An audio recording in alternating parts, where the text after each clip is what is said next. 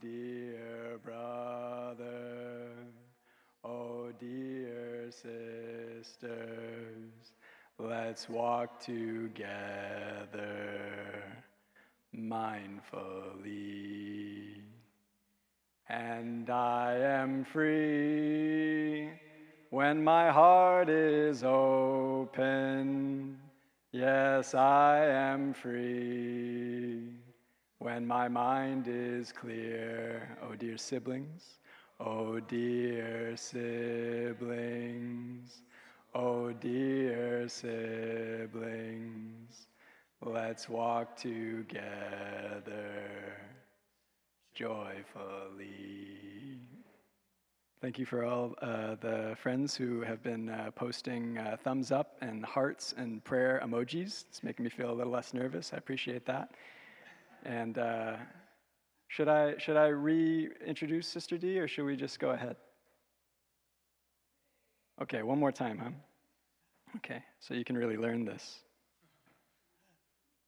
So Sister Đẳng is our Dharma teacher today. She's also known as Sister D, and she's also known as the Hugging Nun. And she was ordained in 2000, and her name means adornment with non-discrimination. She immigrated from Vietnam to the United States at the age of 17. She earned a medical degree from the University of California, San Francisco, and she is the author of 3 books: Healing, A Woman's Journey from Doctor to Nun, Mindfulness as Medicine, A Story of Healing in Spirit, and most recently, Flowers in the Dark, which is a guidebook to healing trauma with mindfulness practice. And she's also a wonderful poet and calligrapher. Dear Sangha, please welcome Sister D.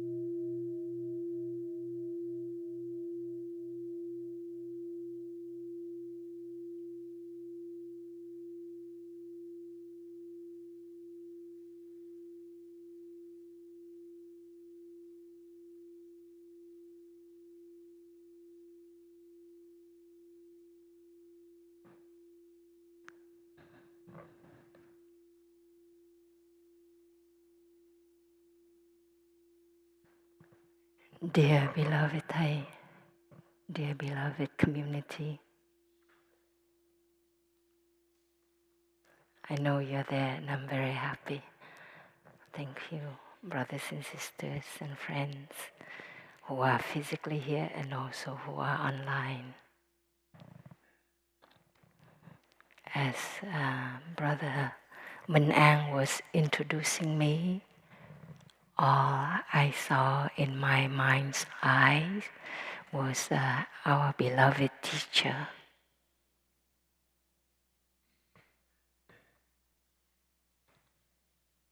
And the memory came about. I was just ordained as a novice, and I was actually known as the crying nun. Not the hugging nun, the crying nun. I was infamous for it. I could cry in public, in private, anywhere and everywhere. So one day I said to Thầy, he came to New Hamlet to visit the sisters. And I said to Thầy, is it possible that you build a soundproof room so that those of us like me, we can cry to our heart desire and it wouldn't bother anybody? Because apparently some people were bothered. So I said that to Thầy. And Thầy was very kind and compassionate. He said, surely, Con, my child, we can build a soundproof room so you can cry. But will that water your seed of sadness even more? Will that help? So he just left it there. And from that point on, I learned to cry mindfully. Very soon into the practice, I learned to follow my breathing, staying inside my body. And as I was crying, I learned to anchor my mind in my breathing and in my body. And it made a difference. I used to abandon myself, my body, everything. And I was swept away by my feelings and memories, which came like tidal waves, one upon another, uncontrollably. So crying mindfully was definitely one of the first Dharma doors for me. Recently, a friend came to visit me. She stayed for a week. We actually went to the same school since first grade to sixth grade to ninth grade in Vietnam. But I wasn't aware of her existence until our sixth grade. So we went to classes, the same classes all day long. We weren't close friends. She was in a group of 4 girls named the 4 Devils. So they were 4 mischiefs. And I was in a group of 6 girls. We called the Victory. And we were the heads of the class. So you can tell that we weren't rivals, but we weren't best friends because we were very different from each other. But we were amiable, friendly enough. And it's so neat, 40-something years later, we become better friends. And she's like me, she's Amerasian. It means that she was born to an American serviceman during the Vietnam War. And she looks a lot white, more white than Asian, than Vietnamese. whereas I look more like my mother, my Vietnamese mother. And we talked a little bit. As children, we didn't talk about us looking different from others, but we definitely suffered from discrimination. And she said to me, yeah, I was teased a lot, especially when I was a child. And as I grew older, thankfully, it was better. So I experienced the same, but more through my brother, who looks very much white, blonde hair, very light skin, and he was teased and beaten every day because he looked different, because he looked American, and we were at war with the United States. So as his sister, it was very painful for me to witness that kind of abuse and discrimination. So I never felt home in Vietnam. It was never my home. I never felt accepted or respected as a child growing up. And when I came to the US, it was because my grandma said to me, my brother and I would have a much better future. This is our literally fatherland. But when we came here, we weren't accepted as Americans. So my brother went to middle school because he was only 13. And one day he came home. We received a phone call. My foster parents received a phone call from the principal saying that he got into a fight. And I was very upset. I said to my brother, you fought all your life in Vietnam. You were always in trouble. Why would you repeat that here? And he said to me, he said, sister, in Vietnam they call me VC, means Việt Cộng. And here, in Vietnam they call me American, Mỹ Lai, mixed American. And now in school they call me VC, Việt Cộng. And so I was very angry, so I got into a fight with them. So I was so upset, I said, beat, go for it. I was so angry. So when I came to the US, I never felt I was home either. My brother Fablu, yesterday said how Thai was stateless for many, many years. He was exiled, ostracized from Vietnam. And for me, I was exiled in Vietnam as I was growing up. And when I came here, I also felt like an alien. So in that way, more than, I became a nun at the age of 31. So for 31 years of my life, I actually didn't feel like I had a home until I became a nun and came to the practice. And slowly, I found home. I found myself neither Vietnamese nor American. That's not my identity. Certainly, I was not a doctor, or I'm not just a nun. So the practice has helped me to find myself in many, many elements. They are infinite, and I'm not limited by any one of those elements. So I would like to share with you today how to be home.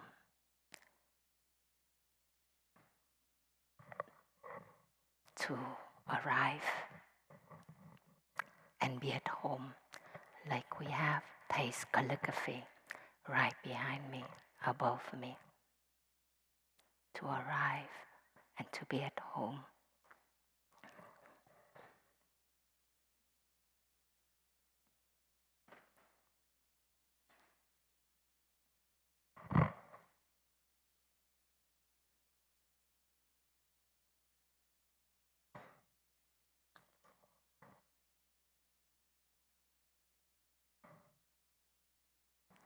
I have this wonderful model of a yin-yang bean. I have a bag of beans here. They're actual beans. They're called yin-yang bean. And Brian, who's here, I think, he actually made this model for me. He had the creativity to make it and send it to Deer Park for me. So you can see that it's more oblong and not round like this. And half of it is black and half of it is white. And one has fallen off. Because actually I've had it for over 7 years, right? So on the black half, there's a white dot. And on the white half, there's a black dot. It's called a yin-yang bean. But I call it an inter-bean.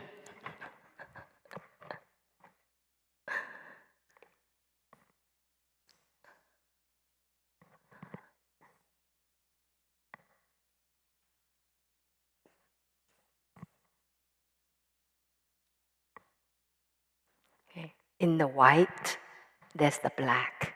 And in the black, there's the white. An inter-bean,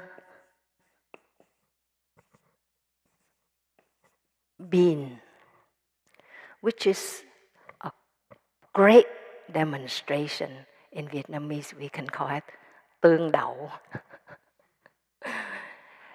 It's a wonderful illustration of the Buddha's teaching on inter-being. Thầy said to be or not to be, that is not the question, because the reality is inter-being, right? So to be at home in the world, I have found that we have to be at home in ourselves. You cannot be at home in the world if you are not at home in yourself.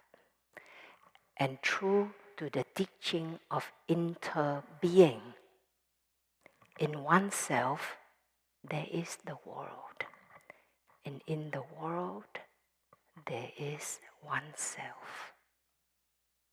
To be at home in oneself is to be at home in the world. Another bean just fell off. Home in oneself, home in the world. Yesterday, Brother Fablo mentioned about the 4 establishments of mindfulness, which was perfect because that was what I wanted to share with you today. Allow me to turn the board around.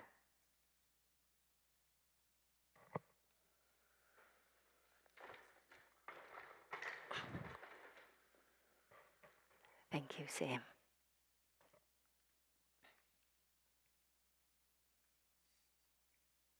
Can you see the board okay?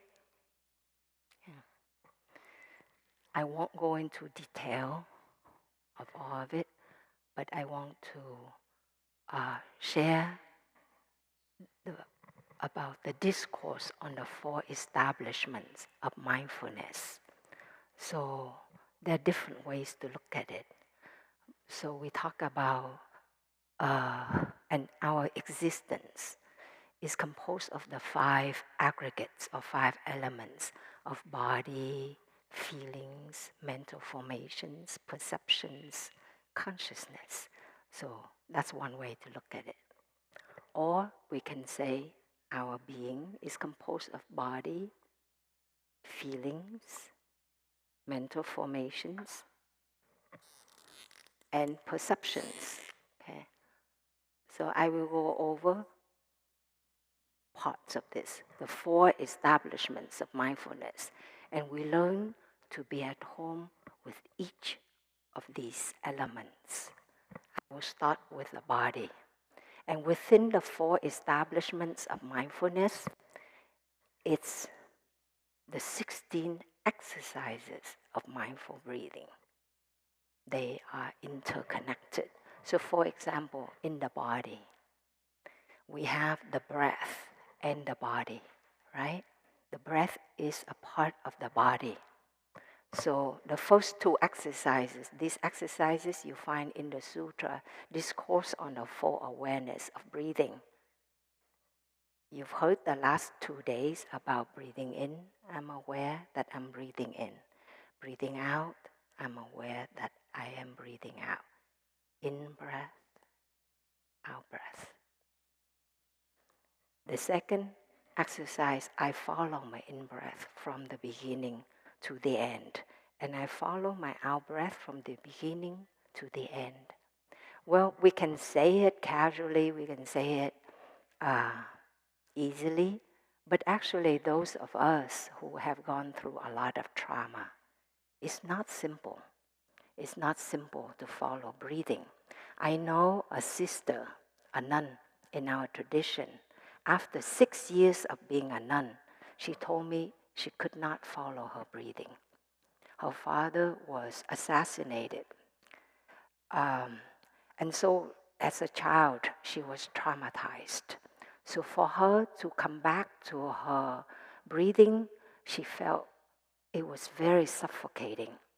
So she learned to come back to herself through her other parts of her body. But eventually, as we heal on the path, the breath is actually a very important part of us, because the breathing in Chinese character for breath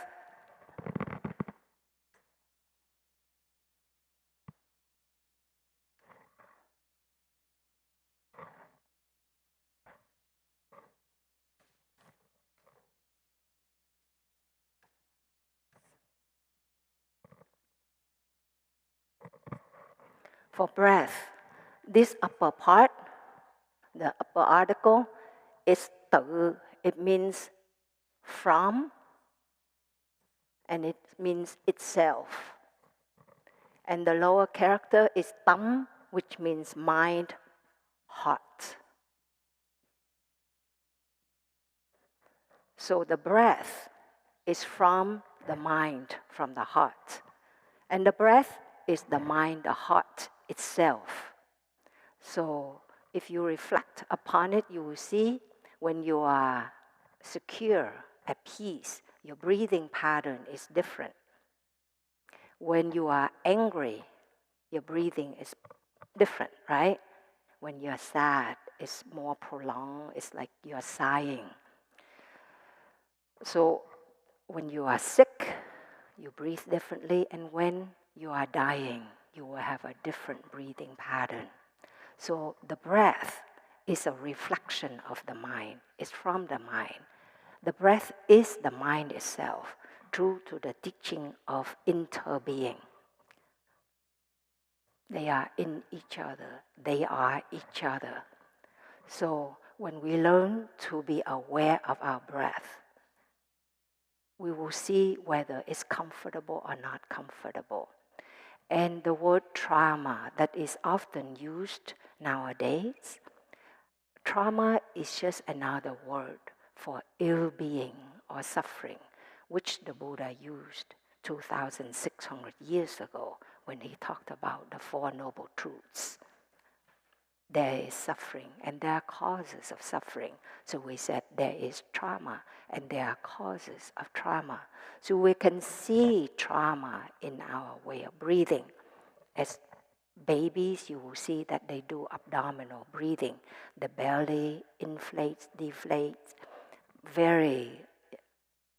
It's very obvious. But as we grow older and we go through different stresses, traumas, we begin to breathe. It's much more shallow, like from the nostril level only, or the mouth level, or just at the throat level. Barely that our chest cage expand or contracts, let alone our abdomen. So looking at our breathing, we know the state of mind. That's how we check in. And what does it mean to be at home for me? To be at home is to be with what is with equanimity. Not to be drowned by something and not to be running away from something. Just to be able to see it as it is. With equanimity. It's like you see the image of the Bodhisattva Avalokiteshvara, the great being of deep listening. She's usually standing on a wave. So there's a wave, there's a tsunami, but can we stand stably, still on that wave? That is being at home. It's not that there are no waves. There are waves. Waves of feelings, of thoughts, of perceptions. But can we be calm and equanimous about it? So to follow our breathing, we get to know our mind. And the amazing thing is that when we follow the breath becomes slowly harmonizes itself. And it's understandable because when we are swept away by thoughts and feelings, then more waves of thoughts and feelings will be generated, right? Like you put in something in a search bar and then it comes out like list of different movies, articles associated with that keyword you put in. So that is how we are overwhelmed very quickly by our own thoughts and feelings, and we are swept away by them. But if we anchor the mind in the breathing and in the body, the mind stops producing thoughts and feelings, and that is why slowly the mind calms down, the breathing calms down, and vice versa. They feed on each other. So that is one way to learn to take care of our trauma, of our flashbacks, of our anxiety episodes. It's to learn to come back to the breath. Simply recognize it, simply follow the in-breath or follow the rise and fall of the abdomen and calm the mind. Or the body. The body speaks a lot. When we are swept away by feelings, then we abandon our body. It's an out-of-body experience. We completely forget our body. And we are caught in the intellectual mind, where thoughts and feelings are generated. And then we also believe that the brain is the master of all. In truth, is that 80% of the sensory neurons come from the organs going to the brain. For example, from the heart, 80% of the sensory neurons go to the brain. Only about 20% of the motor neurons go to the heart, from the brain to the heart. So actually, they coined the term heart-brain. It's the same for the lungs. There are more sensory input than motor output. Same for the gut, and we actually have the term gut-brain. So instead of being caught in our head brain and be swept away by thoughts and feelings, perceptions, and flashbacks, and all of that trauma that reinforce themselves, rehearse themselves, and strengthen themselves over the years so that they become habits and personality and our own destiny. And we are addicted to those things because that's all the body knows. The body knows only the stress hormones, only know of the state of alarm, false alarm, of hypervigilance. So we learn to come back to the body and listen to the heart brain. Listen how our heart is beating, whether it's fast or slow, whether we feel it's peaceful or that it's tightening in the chest, or it's suffocating, or it's this crushing feeling on our chest. So it's more concrete. And actually, as we put a hand on our chest and breathe and say, I'm here, it's okay, it's okay. Let us practice that together, okay? We put a hand on our heart brain and just check in with the heart right now. How is our heart rate? And we check in with our, just the sensation in our chest cage, how we feel. Whether it's relaxed or tight, heavy or light. And just breathe with the sound of the bell.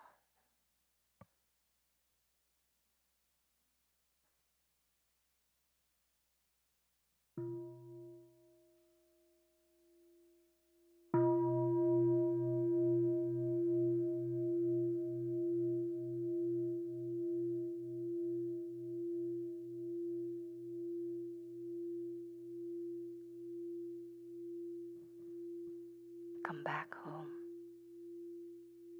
I'm here for you, for my breathing, for my heart. I listen to you. It's okay, I'm here. I'm still here.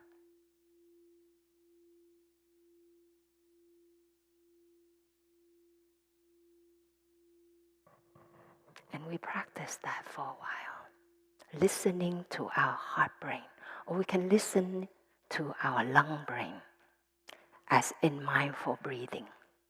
We listen to the lungs, the respiratory rate, the sound of the breath, the sensation of the breath, sensation of our chest cage. And it's something that we can be with in a very perceivable, concrete way, instead of being lost in thoughts and feelings which are so abstract and elusive and yet so overwhelming. This is something that we can put our hands on and breathe with. Or we can listen to our gut brain. Our gut tells us a lot, right? Like you feel like there's ants crawling, or, like this tightness or bloatiness.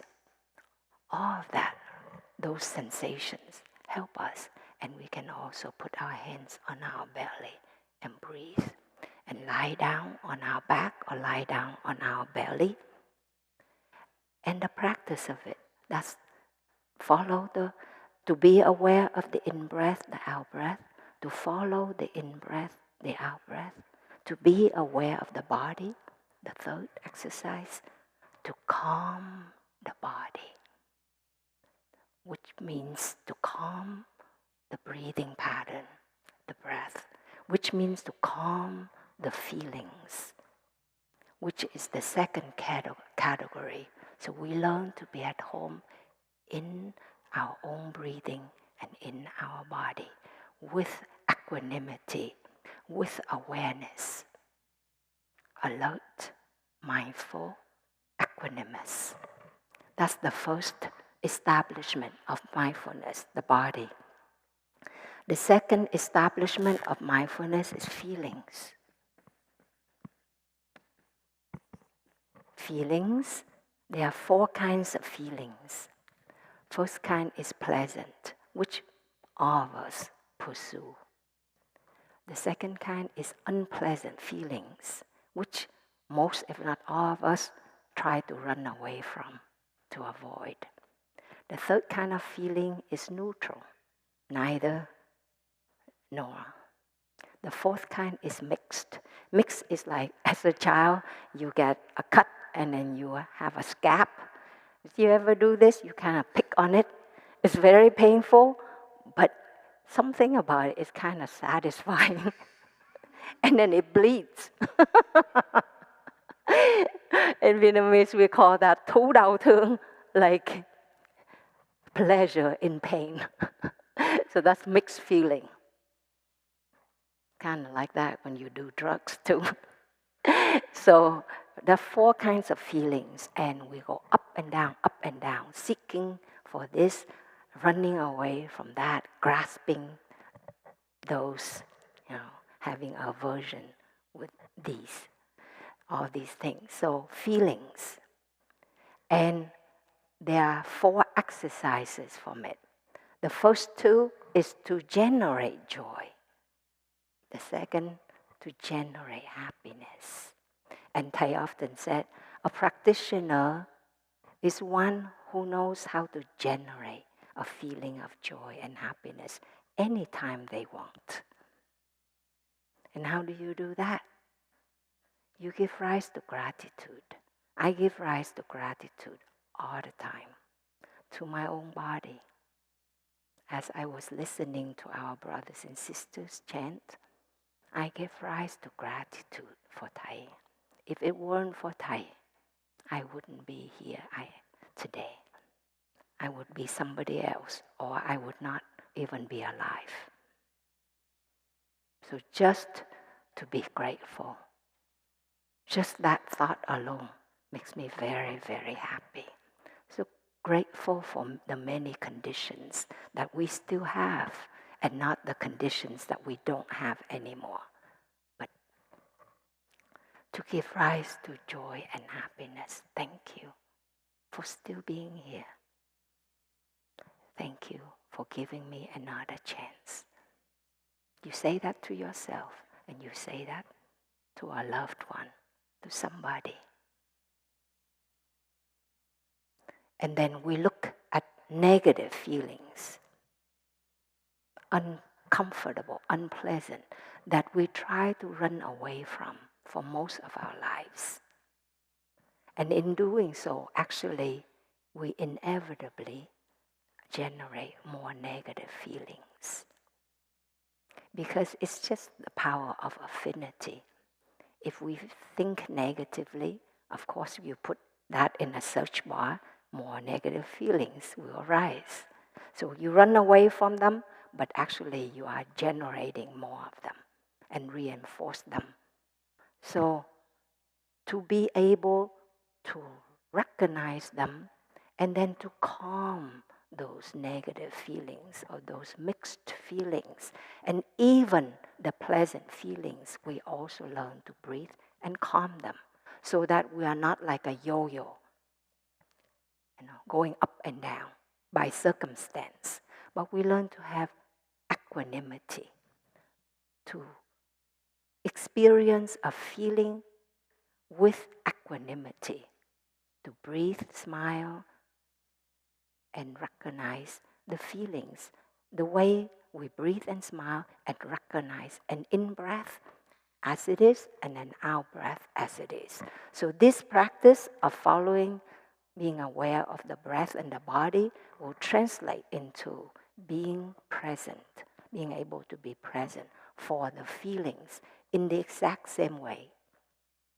And this actually, to generate joy and happiness and to embrace and calm these feelings, that's the practice of the 4 diligence, 4 ways of being diligent, right? If they are positive seeds of love, of compassion, of understanding, of non-discrimination, you invite them, you keep them in your awareness, in your mind consciousness, so that they flourish. Seeds of negativity, of pain, of trauma, we try not to water them through movies, through violent games, through conversations. So this, actually, all these are practices of the 4 kinds of diligence, so that we don't end up shooting the second arrow into our trauma, our pain.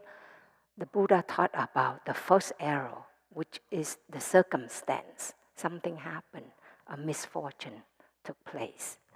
It's painful. Pain is inevitable.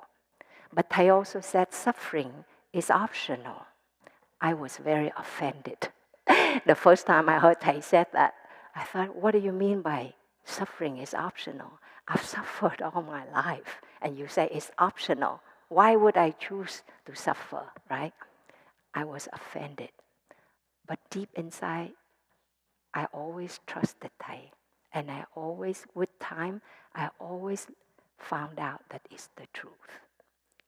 And it's optional because if we shoot into that same wound with the second arrow of denial, of anger, and then we take refuge in drugs, in food, in sex, in work, all those things that will compound, will cause the pain to be more, the problem to be more complicated, more difficult to manage. So that's the second arrow. So to be able to be with what is, with equanimity, to calm feelings, whether pleasant, neutral, or unpleasant, or mixed, that is to be with what is. And that is to be at home in our own body, in our own breathing, in our own feelings. So let us check in with our feelings with a sound of the bell. Breathing in, I am aware of that there is a feeling. What that is, pleasant or neutral or mixed or unpleasant, and breathing out, I smile and calm that feeling.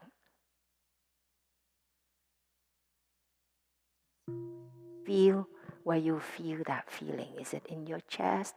Is it in your abdomen? Is it in your hands? Just breathe into those parts of your body.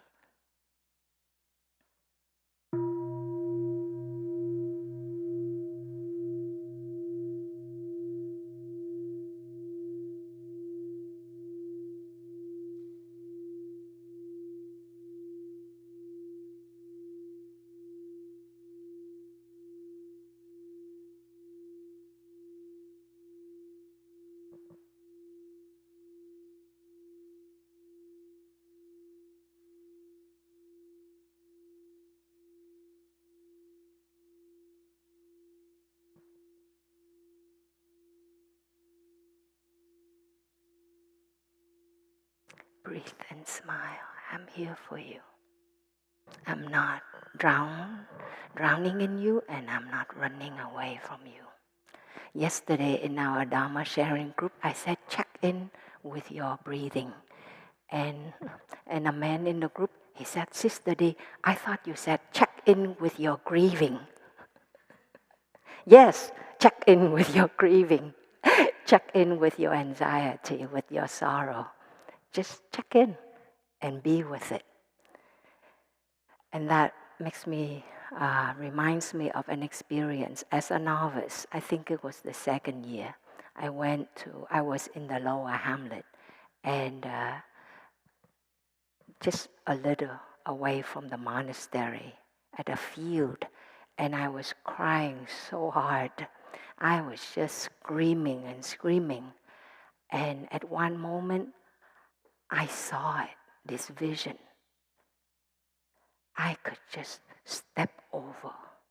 There was that clear threshold that if I kept it going for just one split of a second more, I would step over that threshold into insanity. It was so clear. And I took in the deepest breath of my life, like this, and I dropped down on my hands and knees on the ground. And I started praying,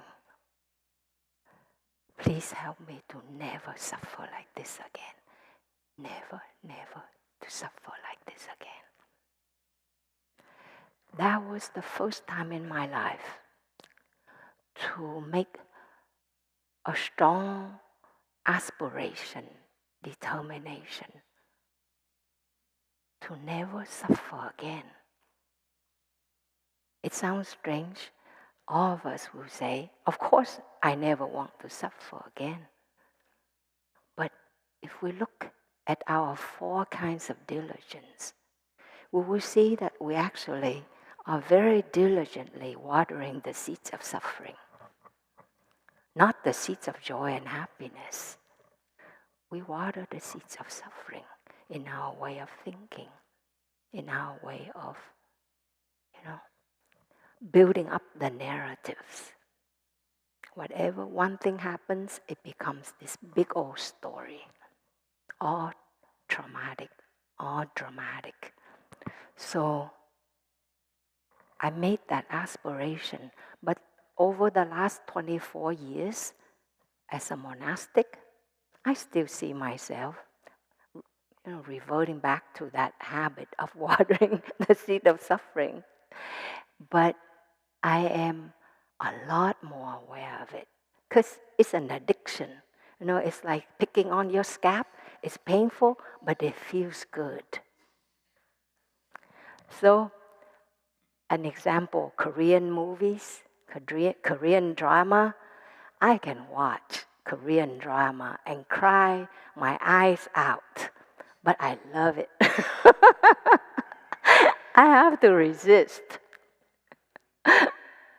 not to go there, right? Thankfully, living in a monastery, you don't have a lot of access to it. But I recognize, I like dramas, because that's all my life was about drama. So some of us will like action movies, or, you like comedy, you like whatever. It fits your personality, but we water it diligently. So make sure you know what you're watering, right? But make a strong determination. That is revolutionary. I don't ever want to suffer like this anymore. And find ways not to water them. And even if you are watering them out of habit, breathe and smile. And find other ways to nourish yourself at the same time. Like I go to sitting quite diligently.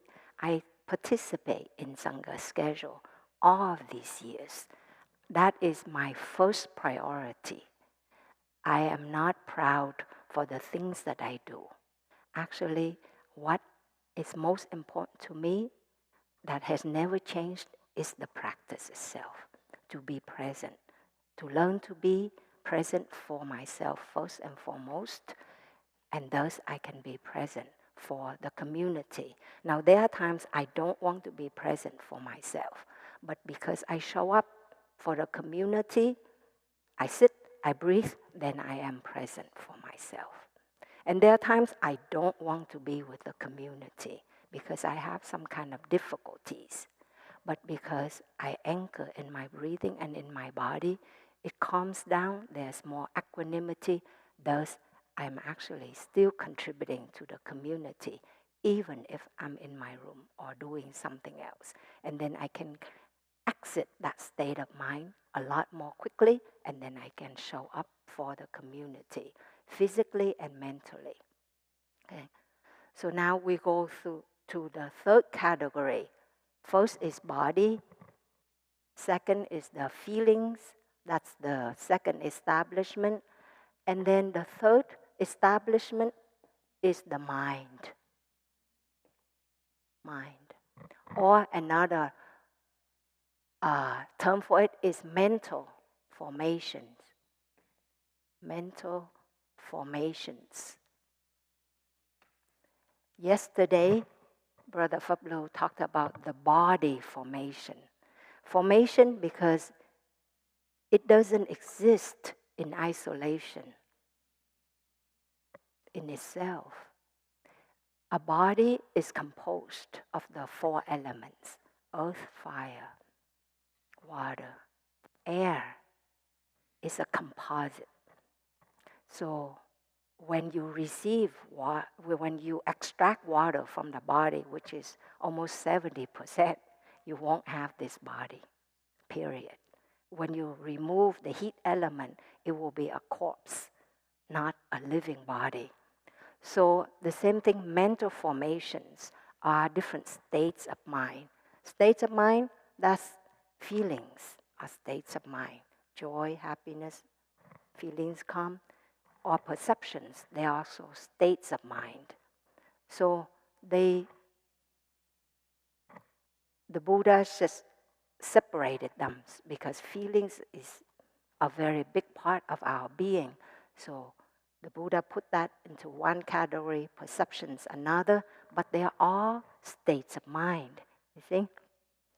So mind, or different mental formations, such as a dispersed mind, is a state of mind. Versus a collected mind, yeah? Or an expansive mind versus a narrow mind, or a desiring mind versus a liberated mind, equanimous mind. So those different states of mind, we learn to recognize them.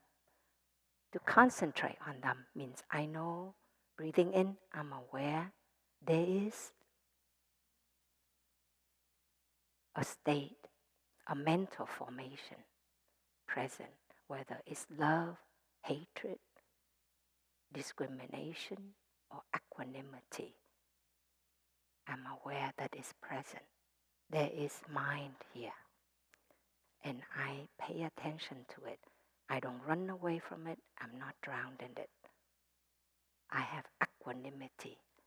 And I gladden the mind to keep a balance. We have, as human beings, living in caves, our ancestors did, we have a tendency to focus on drama for just survival instinct. I mean, if you see a snake or a tiger, you should mobilize, right? You should react. But in modern days, we don't see a tiger, hardly ever. Most of us, all our lives, we've never seen a tiger up close. We don't see snakes. Here we have rattlesnakes, but many of us haven't seen one. And yet we go through the stress response, the fight, flight, or freeze response a lot more than our ancestors who lived in a cave. I read in an article, we go through the stress response 500 times more often than our ancestors, the cave people.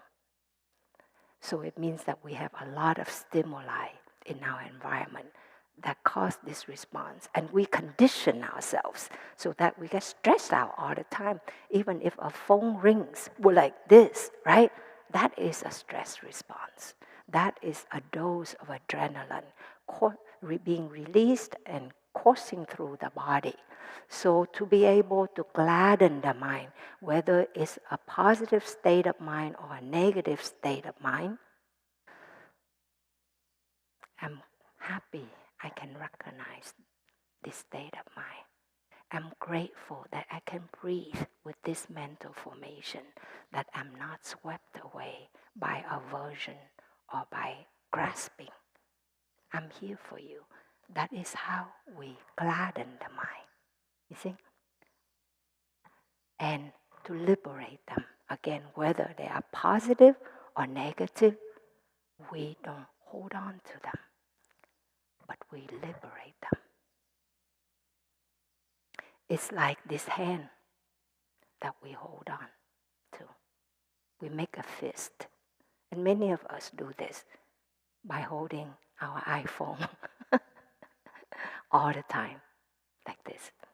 You know, most of us will develop carpal tunnel syndrome from just holding the iPhone all the time like that, always in this contracted movement. That's not our natural state. Our natural state is actually to just loosen the whole body, relax, release. So you can see interestingly, if you see, in the body, you calm the breathing, you calm the body. In the feelings, you recognize them, positive or negative, you calm them, you let go of them. And in the mind, the mental formations, you also recognize what is, what are, and you also liberate them. You let go. So there is letting go in every stage of our practice. We think consumption brings happiness, but it's actually in letting go that we can be free, that we can be at home in our own body, thoughts and feelings. So let us practice that, being aware of a mental state that is present in us. Breathe, smile to gladden them, to bring our body and mind into equilibrium, homeostasis, to liberate what is, so that our mind is quiet and spacious.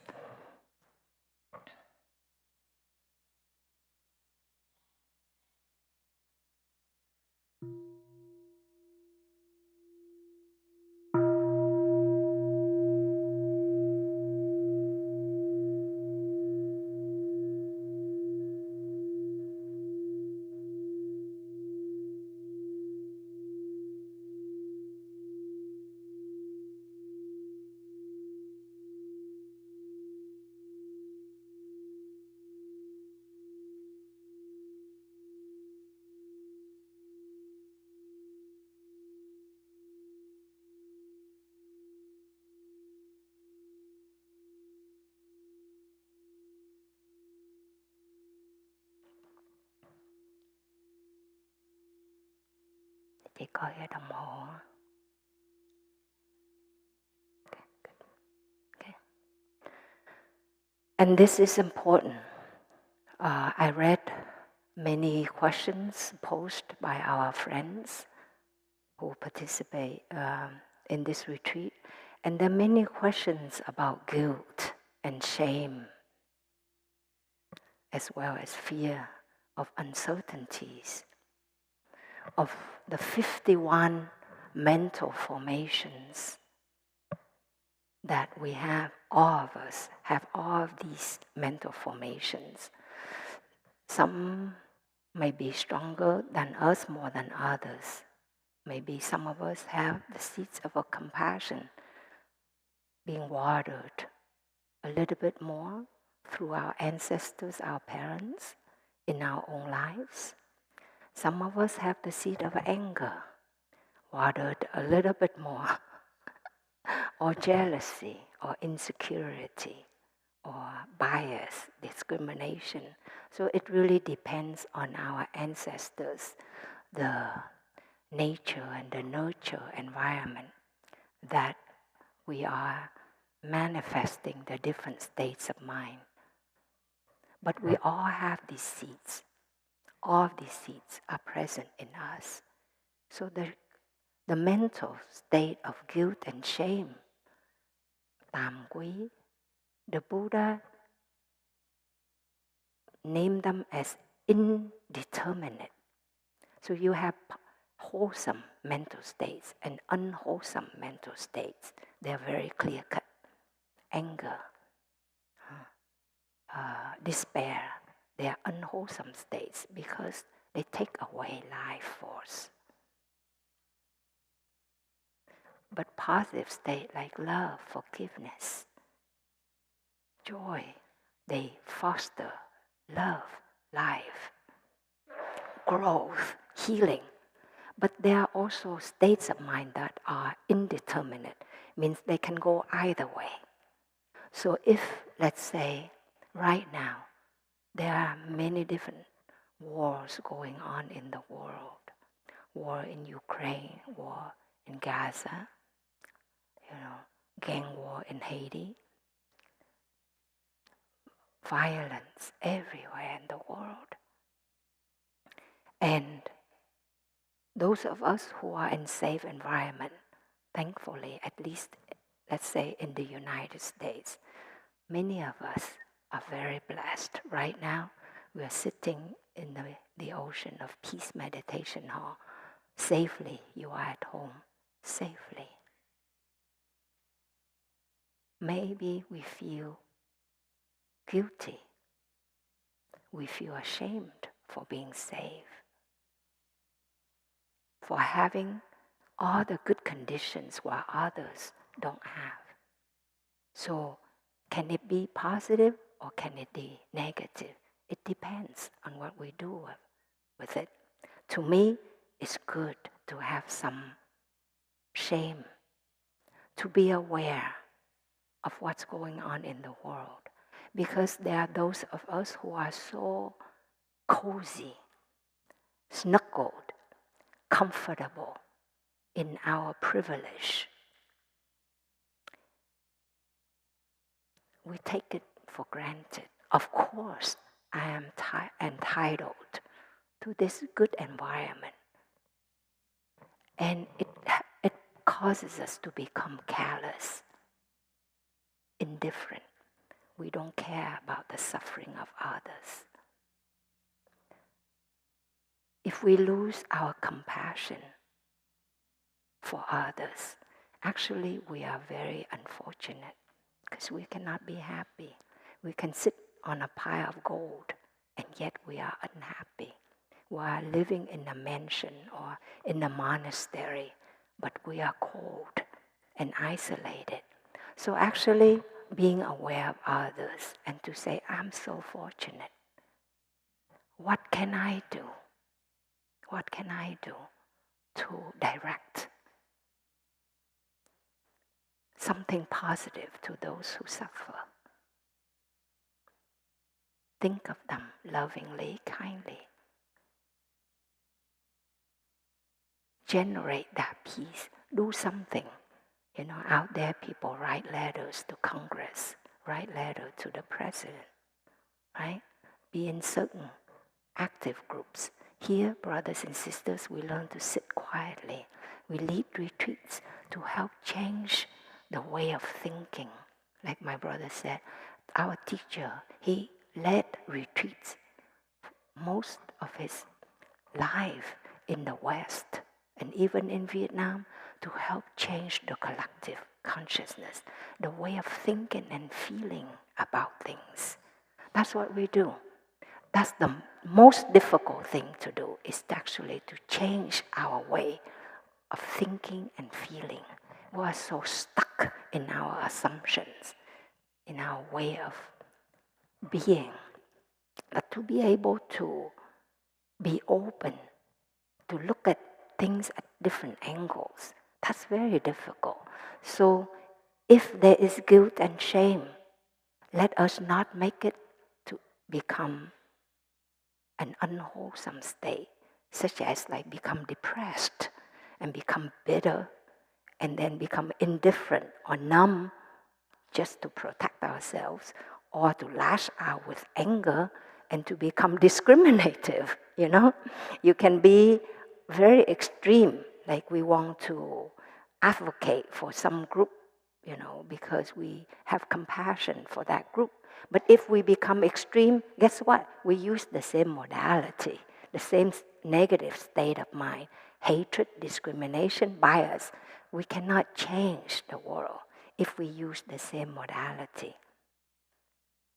So we have to come from a place of equanimity. You see, this is and that is and this. We see both sides. We see all angles. Then that guilt and shame will help us, first and foremost, to live more beautifully, to live with more honesty and truth.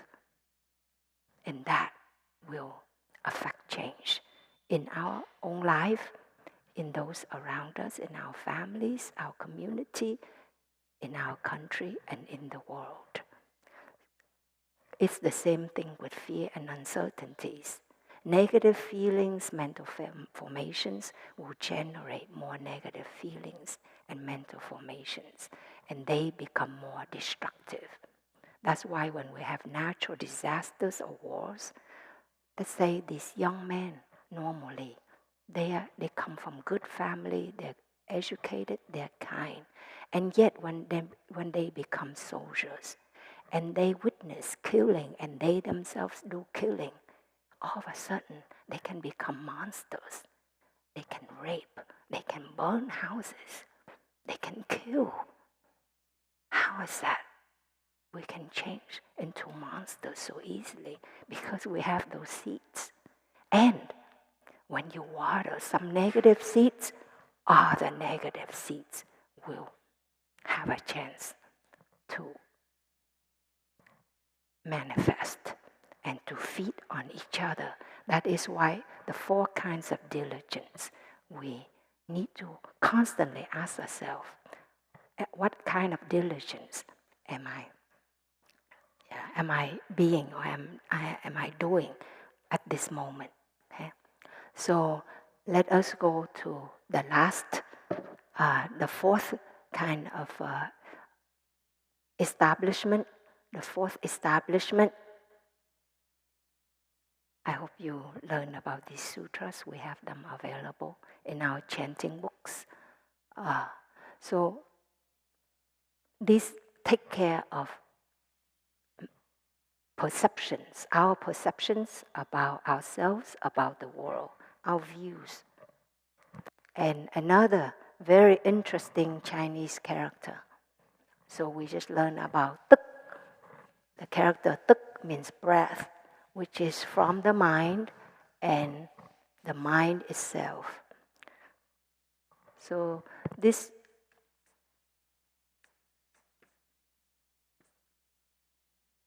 Chinese character, you have a tree, yeah, mọc, and I, mọc.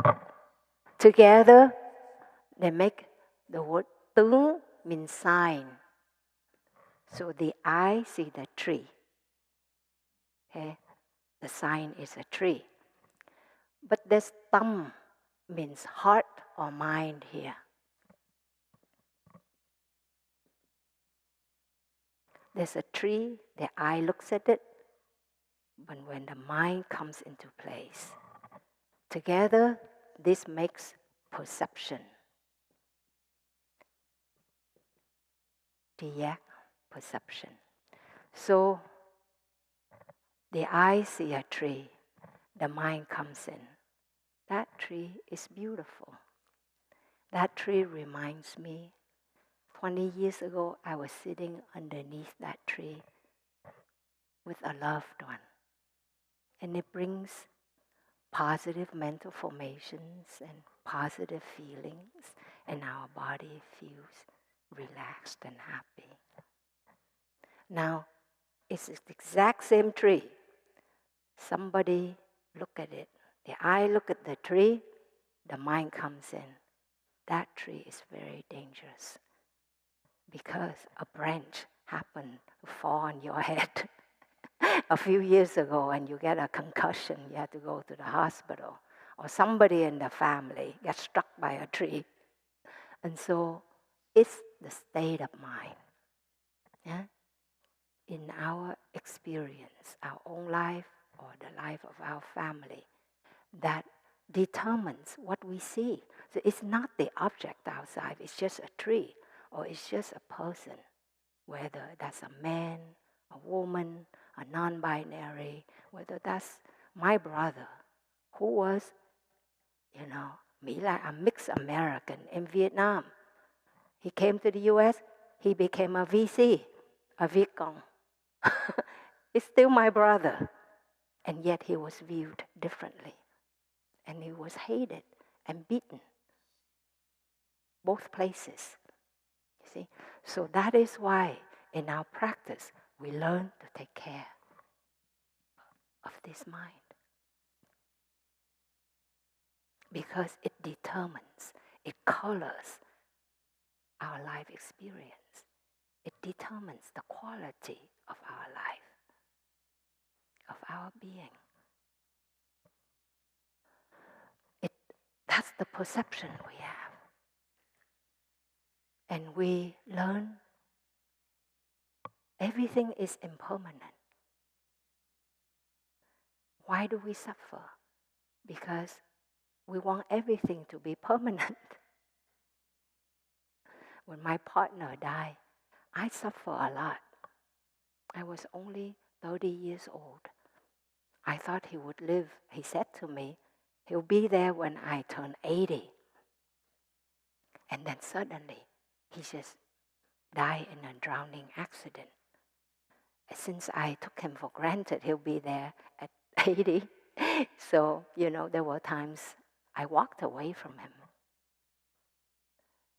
And when he died, I suffer. So it's like we suffer not because of the reality is as such, but because we don't face it. And then when it right in our face, then we suffer. When impermanence takes place, which takes place all the time, but when we are forced to face it suddenly, then we suffer. So we learn to see this in the in-breath. When you breathe in, the in-breath is impermanent, and you have to let go for the out-breath to take place. And the out-breath is impermanent, so you have to let it go in order for the in-breath to take place. So following the breath, observing the body, we see impermanence all the time. And even feelings, yes, waves of feelings, they are also impermanent. And states of mind, mental formations. So that is why we are trained to come back to them throughout the day, to practice this awareness of impermanence, and also to not be caught in desire, in grasping or aversion. Something pleasant we want to hold on to. Something unpleasant we push away. But the thing that is pleasant to us can become detrimental, like drugs, like pornography, like everything, food, sex, work. It brings pleasure, and yet it causes destruction, addiction in our lives. And that is why when we observe impermanence, suddenly we also cultivate non-desire as well. We live in the world, but we are not caught in the world. Or when we are caught by something, we breathe, smile, and humor ourselves a little bit. I teach my friend who was here. She said she has this thing with shoes. She has many pairs of shoes. She refused to tell me how many pairs of shoes she has. Just coming here for a week, she brought 6 pairs. So I think I can imagine. But anyway, so I humor her. I said, next time when you want to go shopping for another pair of shoes, just breathe and smile and ask yourself, am I sure I want another pair? And if you say, yes, say, check again. And then don't just push that button on your iPhone, because it's so easy to buy something nowadays. It's amazing. I observe her. I don't have an iPhone. She clicked. She said, it'll come on Sunday. Or sometimes you can just click and it'll come today. Wow, this world is watering our seed of craving and aversion, of grasping. All the opposite of all of these practices. And you know the results, right? So anyway, to be able to wait for a day, a week, a year, and then you're like, I don't want it. Sometimes it's just the next second. You're like, what was I thinking, right? To be able to see there is coming and going of everything. And yet there's something that is always there. No coming, no going, no birth and no death. And to let go of that grasping or aversion. So I have a very funny story to share with you about letting go. A Zen story, 2 monks. They are crossing a stream. Apparently the current was strong, there's a rapid or something. And there was a woman there who couldn't cross the stream. So a monk agreed to carry her on his back across the stream. The other monk was very unhappy and uncomfortable with that scenario. He walked behind, waded the water. They walked to the other side. The first monk dropped off the woman. They continue on with their journey.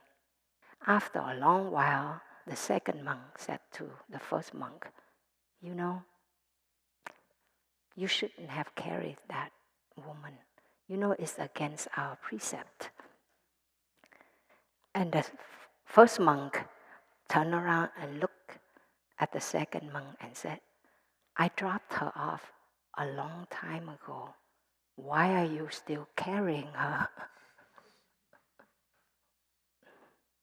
It's a great story, huh? Well, we should ask ourselves like that too. Many unfortunate things happen in our life, but it was a long time ago. Why are we still holding on to it so tightly, as if it's the only possession that we have?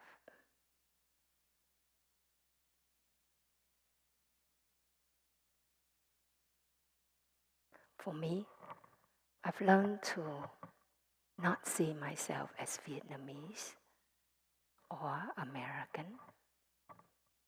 I know I've gone through certain experiences in life, but they are not me. I don't identify myself with them. They help me to be a little more understanding, a little more empathetic towards others. They help me to be there for others a little more than if I didn't know how to practice or if I didn't go through those experiences. But I am not those experiences. I don't have to carry them on my back or in my heart for the rest of my life. They are there anyway. They are always a part of me, but not everything about me. So to be at home, there's quickly another story. We had a sister in my ordination family, Sister Đẳng. And into our first year of novicehood, we were sitting with our beloved teacher, Thầy. And she said this, "Thầy, I feel like I'm dying." She's very philosophical, so she said, "Thầy, I feel like I'm dying." And Thầy looked at her and said, "Die quickly." I was like, a first year novice, I'm like, whoa. Thầy said that, "Die quickly so a baby Buddha can be born." So please, die quickly. Of course, we have to go through the process. You cannot really speed it up, but also don't hang on to it. Don't be so mesmerized and hang on, like all of that rehearsal of our trauma for so many years. Of course, that's all our body knows. That's all our mind knows.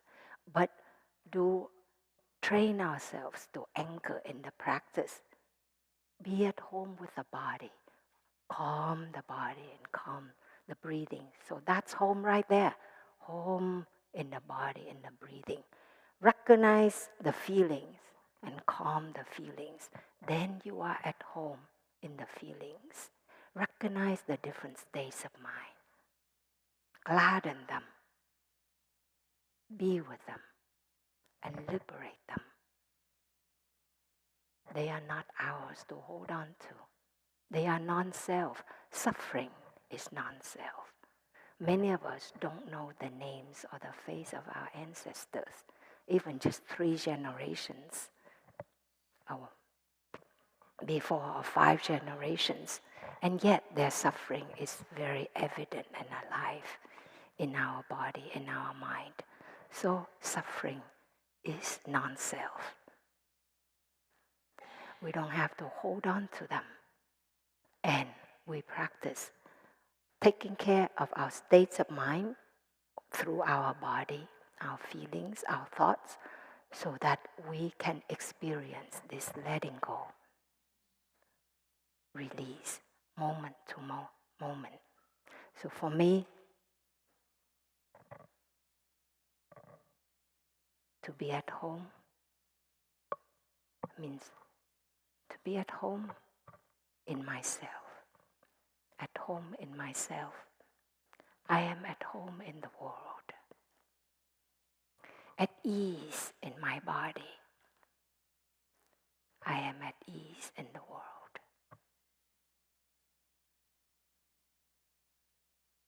And to be safe to myself. I am safe to the world.